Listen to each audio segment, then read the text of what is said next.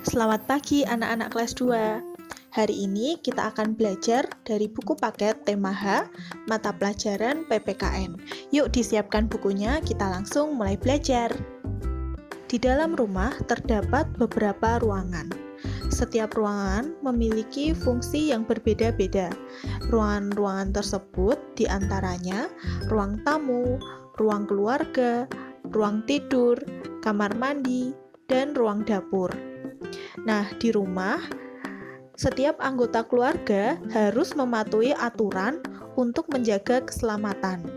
Apa saja aturan-aturan tersebut? Yuk kita bahas satu persatu. Yang pertama, aturan di ruang tamu. Ruang tamu biasanya digunakan untuk menerima tamu. Ruang tamu yang tertata rapi akan menghindarkan kita dari kecelakaan. Nah, apakah anak-anak ingat bacaan minggu lalu tentang melati yang jatuh terpleset di ruang tamu karena adiknya tidak sengaja menumpahkan minuman? Itu adalah salah satu contoh kecelakaan yang terjadi di ruang tamu.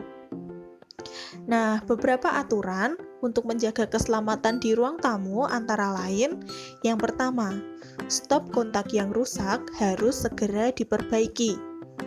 Yang kedua, kabel-kabel yang berserakan ditata dengan rapi. Yang ketiga, lantai yang basah harus segera dikeringkan. Yang keempat, menjaga kerapian meja tamu. Dan yang kelima, jika ada pecahan kaca, harus segera dibersihkan. Yang kedua, aturan keselamatan di kamar tidur. Kamar tidur digunakan untuk beristirahat. Jika kamar bersih dan rapi, maka kita pun dapat beristirahat dengan nyaman. Nah, beberapa aturan menjaga keselamatan di kamar tidur antara lain, yang pertama, benda-benda di kamar tidur harus diatur dengan rapi. Yang kedua, makan dan minum tidak boleh dilakukan di kamar tidur.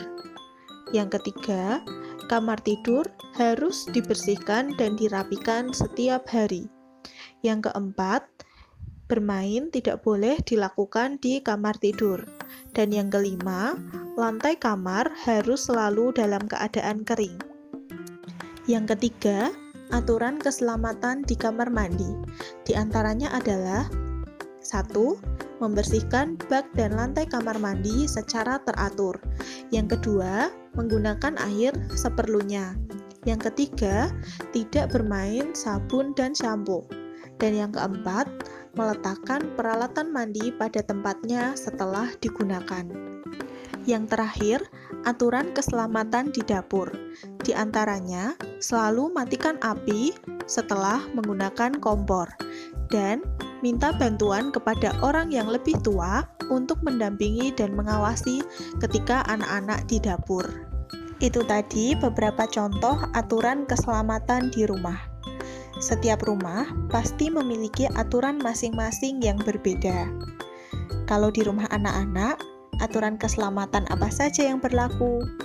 Coba tuliskan 5 aturan keselamatan di rumah anak-anak, baik itu aturan di kamar mandi, di ruang tidur, di ruang tamu, atau di dapur. Tuliskan 5 saja, kemudian dikumpulkan melalui WhatsApp. Demikian pelajaran kita pada hari ini. Anak-anak sudah belajar tentang aturan keselamatan di rumah. Jika ada materi yang belum jelas, boleh bertanya melalui WhatsApp.